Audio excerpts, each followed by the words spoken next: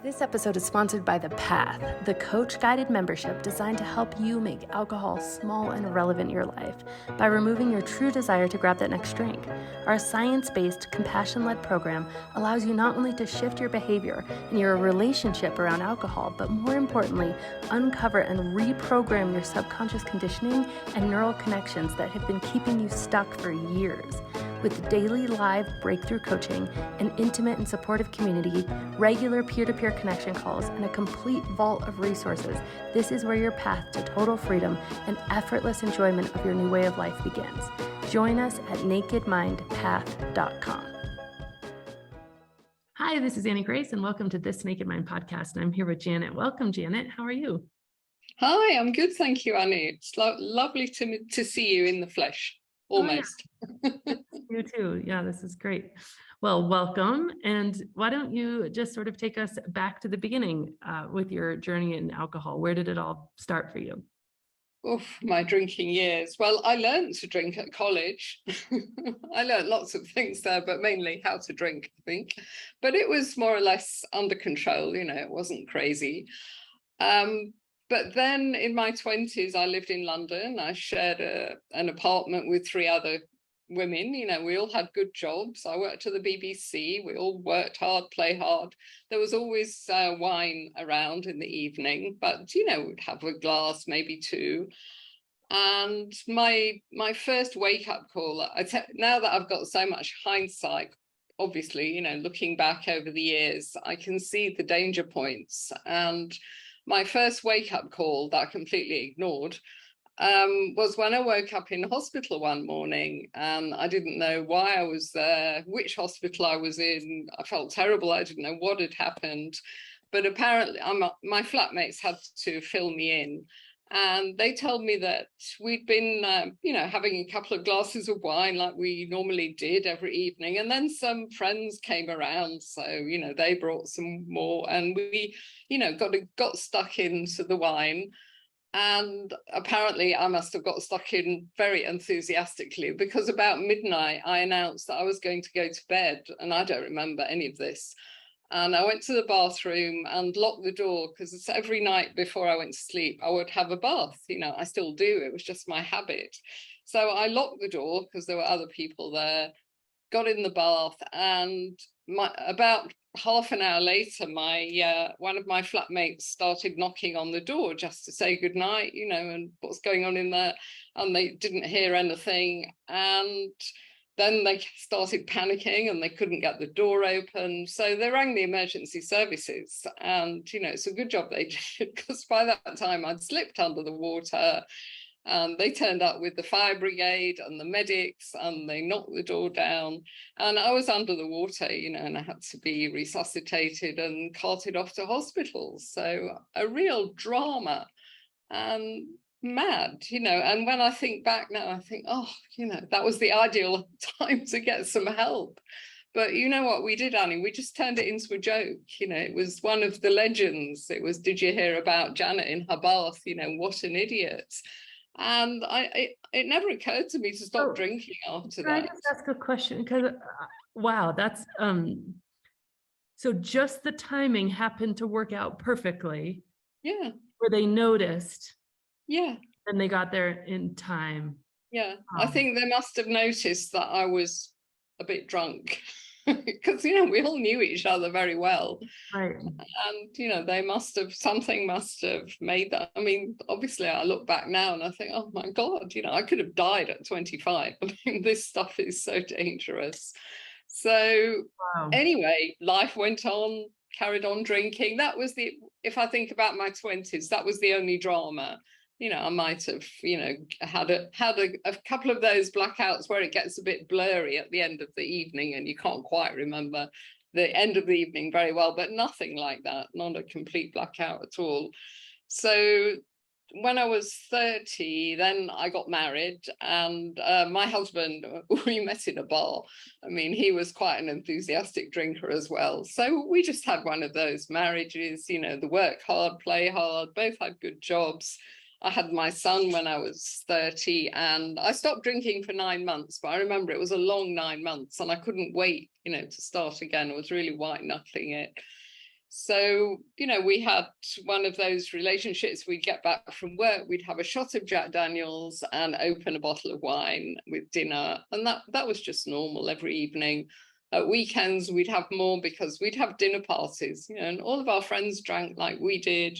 We'd be there till 3 o'clock in the morning, drinking, talking, laughing, and it was just normal.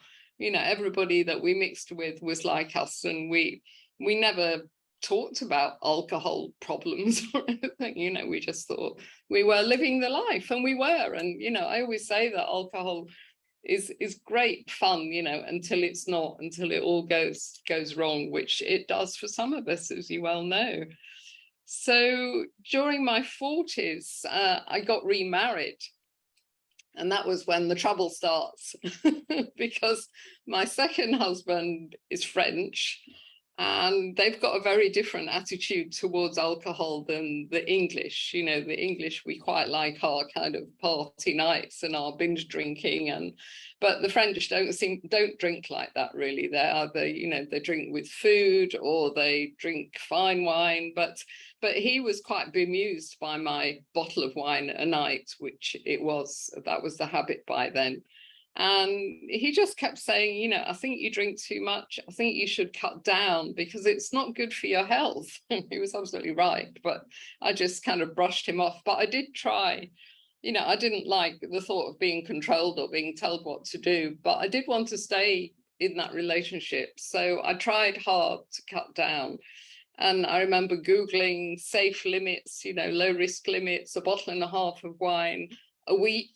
And I'd been putting away that most evenings. So I thought, this is going to be an adjustment. But I really tried. I got a little notebook, wrote down all the units, had lots of rules. And I call that my kind of decade of moderation, because I was trying to do that for 10 whole years. I couldn't contemplate the thought of not having alcohol in my life. I mean, how would that work?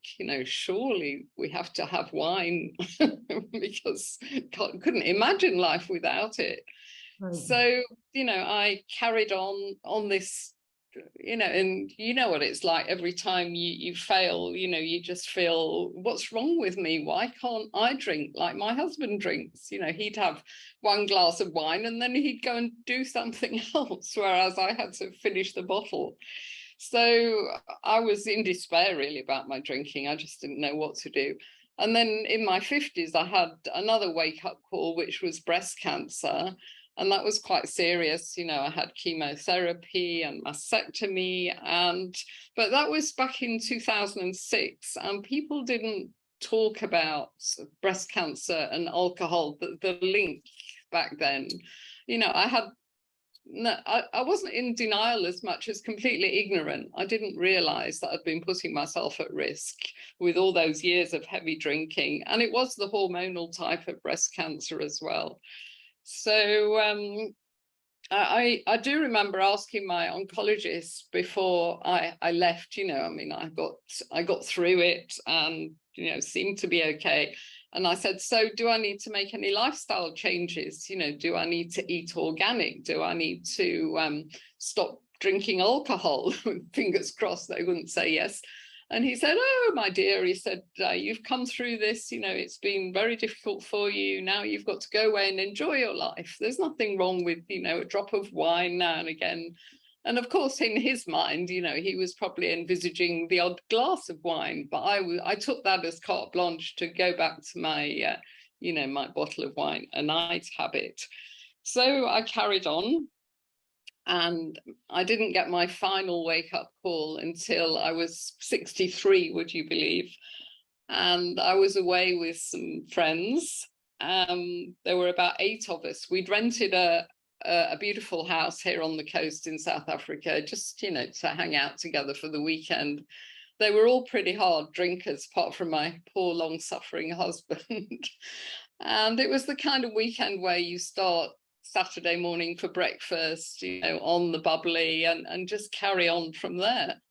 So that's what we did on the Saturday. And Sunday morning, I woke up, feeling very odd and very ill, but obviously pretending that was absolutely fine. The British stiff upper lip came into play. And at breakfast, you know, we were talking about what we were going to do that day. So I said, oh, let's walk to the next village, because I've heard there's another beautiful house that maybe we can rent that next time. And there was this weird silence over the breakfast table, and someone said, Janet, we did that yesterday, and you were with us, and you were walking and talking, and you seemed absolutely normal. And I had no recollection of it at all. And it was, you know, I mean, I call that my walking, talking blackouts. And it wasn't a blurry end of the evening blackout. It was, I calculated I'd lost 6 hours. And that really frightened me because, you know, getting older, and I think I knew that all the alcohol that I'd consumed over the years had probably been damaging my body. I'd had breast cancer to prove it. But then, you know, the thought of that I was really messing with my mind. So I tried to research what this kind of blackout was. And Google told me that it was, it meant that your brain was so soaked in alcohol that it couldn't make memories. You know, it's not that you've forgotten stuff. And I thought, my word, you know, this is crazy. And that Monday morning, I said to my husband, that's it. I'm done with alcohol. I can't do this anymore. And rather than say, oh, I've heard that before, he actually said, I've never heard you say that before. You always say, I'm going to cut down, I'm going to drink less. And that was the key for me, you know, getting to that realization. Finally, it had taken me decades and decades of denial to get there. But I finally realized that I would have to get rid of this stuff. And then, you know, how I did that is another story, which I can continue if you like. Yeah, no, I'd love to hear it. Yes, please continue. Okay, well, by that time I was living here in South Africa. So I trotted down to AA. I mean, I didn't know what else to do. There was nothing else here. So I went to AA and really didn't like it. I went to a few different meetings, but I just couldn't find my kind of people. You know, it was mostly guys, and they were quite hardcore, you know, drinking in the morning when they were drinking, and they'd lost, you know, their marriages and their jobs. And I wasn't there yet. I mean, I might have been on my way there, but I just felt such a lightweight in that group. I thought, I can't really relate to these people. But I knew, you know, there was something in this kind of community thing. I could see it. So I carried on looking. And I found a workshop in London, which is where I'm from. So I thought, okay, I'm going to go to this workshop. And it was just a one-day workshop. And it was nothing special. It was actually run by a nurse who'd been working on the liver ward. She just wanted to do this, you know, to help people. It was really sweet of her. So it was useful in that we had some tools, you know, changing behavior type tools. But the really useful thing that worked for me was the connection. There were women there like me, you know, they had good jobs, they had nice families, and they were drinking a bottle of wine a night. And they knew that as they got older, it was just going to cause so many problems for them, and they wanted to stop. So because I got in touch with those ladies, then I came back to South Africa, and we were talking to each other on WhatsApp all the time, keeping each other going. So that was great, you know. So I was really working hard, you know, and getting through the days, counting up the days, but I wasn't very happy, you know. I was really missing you know, my friends, because a lot of my boozy friends, you know, they didn't call me much anymore. So I felt a bit of an outsider, and I missed it, you know, frankly. I missed the good times.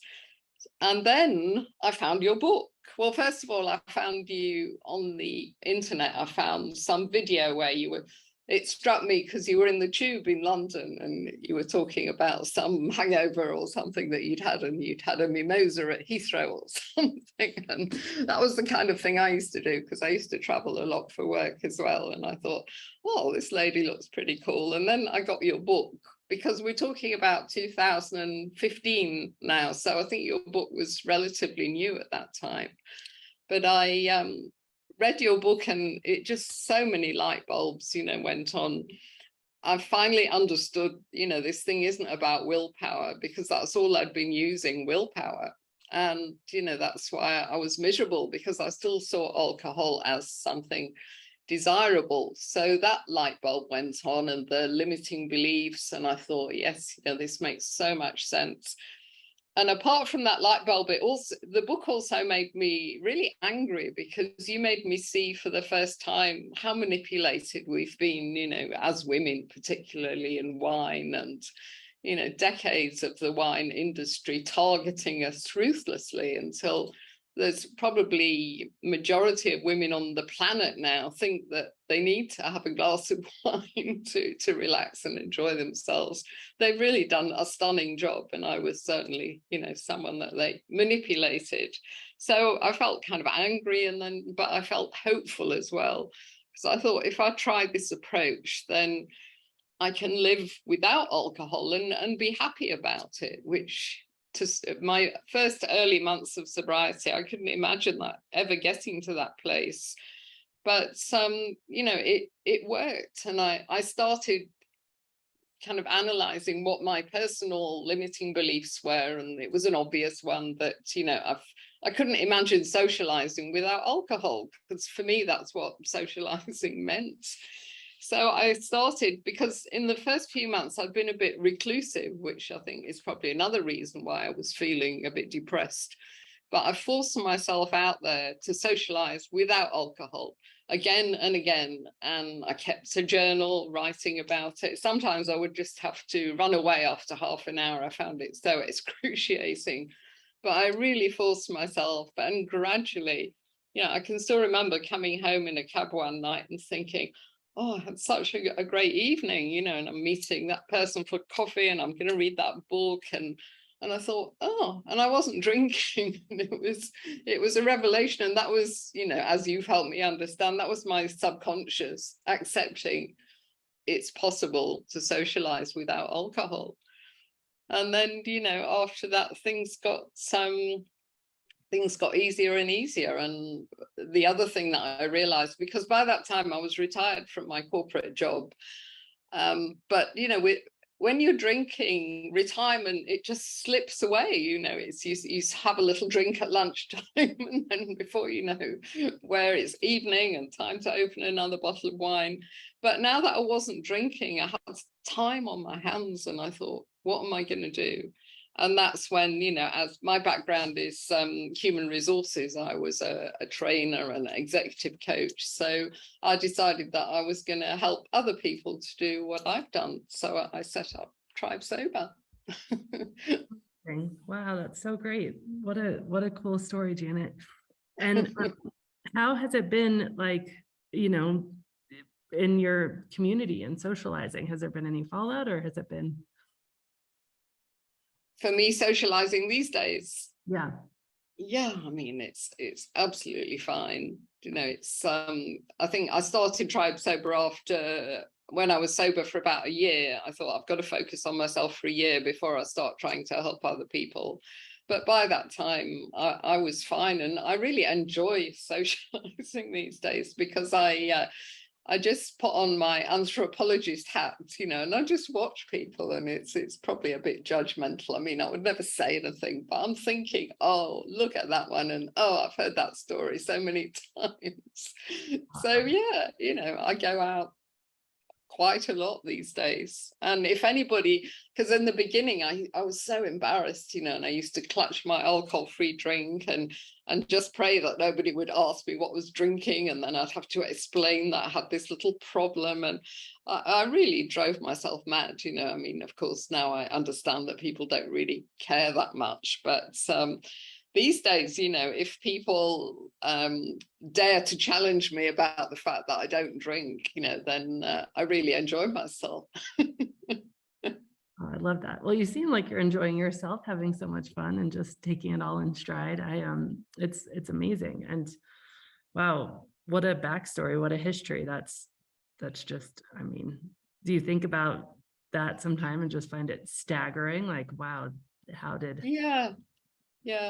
I mean, it makes me angry, because I was so angry with myself for being so gullible. But when everybody around you is drinking, it takes real courage and confidence to be different, you know, and I wasn't a particularly confident person. I just wanted to do what everybody else did and have fun. So you know, it's difficult, and I see over and over again, I see people falling into the pitcher plant.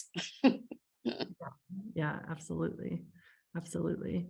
And you've been doing this for a long time. How have you seen things evolve, like in the you know, the landscape of how acceptable it is to be not drinking? And Well, it's things are changing, I think, a little bit, because when I stopped 7 years ago, I mean, there was only AA for me to go to. And it took a lot of looking to find this tiny little kind of niche workshop in London. But these days, you know, as you know, there's online sobriety groups everywhere. So that's great, you know, because a lot of people, I mean, the people that I work with, mostly they wouldn't go to AA, you know, they'd be kind of embarrassed, and they think it's much easier to do things online, which it is.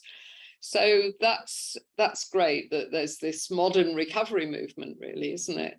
And the other huge change, of course, is the alcohol-free drinks. You know, that market has just exploded. There was nothing when I gave up 7 years ago, you know, and that used to make me even more grumpy, because you'd go out and you'd have to have Coke or water or something while everyone's drinking their wine. But these days, you know, even here in South Africa, we've got an online shop where they'll deliver, you know, a great selection of all the alcohol-free wines and beers and any drinks, you know, that you fancy. They've got more than 100 choices.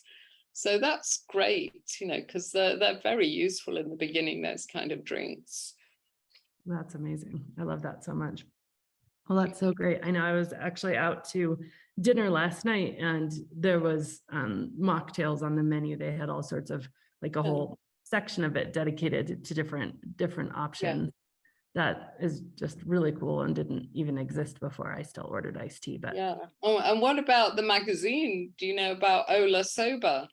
no. Oh, you must have a look at that. It's a lady, she's Irish, and she lives in Madrid, and that's why it's called Ola Sober. And she produces this beautiful magazine. There's about 100 pages. It's one of these flipping books, you know, the ones you have it on your screen and you can just watch it. And it's absolutely beautiful. And it's her mission to make sobriety just as glamorous and fun as we all used to think drinking was. And, you know, she has beautiful mocktails and fashion and makeup and stories and articles. It's really good. Have a look at it. Oh, I will, for sure. That's amazing. That's so great. Well, this has just been absolutely wonderful, Janet. And let me ask you the question that I sort of finish these up with, which is, if you were going to go back in time, and especially for some of those moments, and I'm feeling that the one about, you know, the walking blackout is probably a little more relevant because it was really the catalyst. But if you were going to wake up that morning and talk to that Janet about what life is like now, and, you know, her fears of being always, I'm going to cut back, to that shift to, I can't do this anymore, what would you tell her? Yeah, well, I'd certainly love to grab hold of her the morning after the bath incident and say, you know, you're risking your life with these kind of crazy situations. And I have been in some, you know, I've certainly fallen down many flights of stairs, for example. I was never someone that would drive drunk, but I've certainly been in cars where, you know, the driver was that way. So I've taken big risks. But I would say to that person, you know, don't laugh this off. It's serious. And the fact that nobody else that evening got as smashed as I was, you know, there's something about, you know, maybe the way your body is processing alcohol, but go and talk to somebody, you know, go and see a therapist, go and see a doctor, just learn a little bit more about it. And then don't waste your time with moderation, because that's hopeless once you've become dependent, which I think I already was at 25. Just, you know, quit, because it is so much easier, isn't it, to quit? I mean, trying to control an addictive substance, it's impossible, and it just makes you feel worse and worse about yourself. And I think finally I would say to her, you know, even if alcohol doesn't destroy you, and it doesn't destroy everybody by any means, it'll prevent you from reaching your potential, because it just dulls us down. You know, we just get used to feeling rubbish, you know. And I remember about 10 years ago, I really felt, you know, really bad most days. And I used to think, oh, well, it's my age, you know, I feel rubbish because I'm 60 years old. But since I've stopped drinking, I just feel amazing. You know, I'm just full of beans, wake up, can't wait to get on with the day. And I really think it's one of the best things that women can do as they get older, for so many reasons. Yeah, I agree. I completely agree. Well, that was amazing. Well, thank you so much, Janet, for joining me. And what a pleasure. Well, it's been a pleasure. Story. Thank you for writing that amazing book. You're welcome. Well, have a wonderful day. Thank you. You too.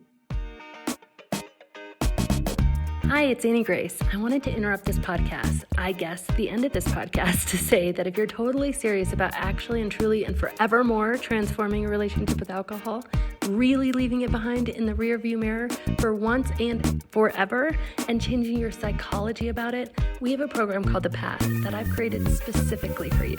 Now, it's not for you if you're still dabbling or trying to figure out where you want to be, or maybe even if you still want to moderate. All those things are fine. That's great. But if you're beyond that and you're like, no, I just want to be done with this. I'm ready to invest some time and I'm ready to just make this happen. I want the answer. I want the easy way out. Then I want you to check out nakedmindpath.com and join us in the path, where you receive coach guided and community support so that you can truly make this lasting change that you want in your life. And as always, rate, review, and subscribe to this podcast, as it truly helps the message reach somebody who might need to hear it today.